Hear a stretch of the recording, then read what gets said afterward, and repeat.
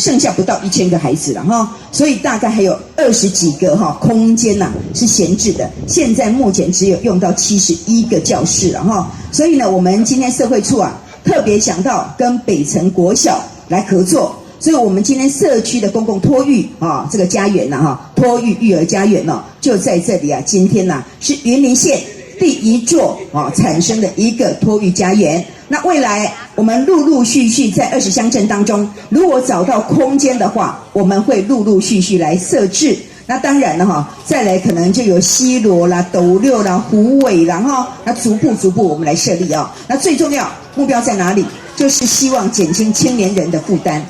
让他们能够安心的工作。那当然呢，这个地方收费也非常的平价，而且呢，整个的空间设计，包括整个的这个教育专业的品质呢，可以说是非常优质。所以我们提供优质化平价化、社区化、在地化这样的一个公共的托育中心让所有的家长能够安心的把孩子呢送到这个地方来。这个环境很好，然后很大，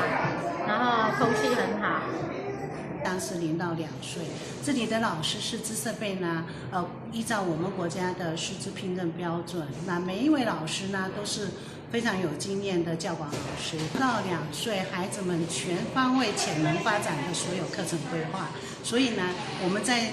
教室里面设施设备的有适合孩子们大肌肉发展、精细动作发展、语言发展、人际关系发展、情绪发展，还有所有的认知发展的所有教材。那陆陆续续的，我们会依照孩子们的需求，不断的为孩子们补充需要的教材、教具跟设备，所以希望提供最好的托育服务品质给我们社区的民众跟小朋友。幼儿托育，我来 support。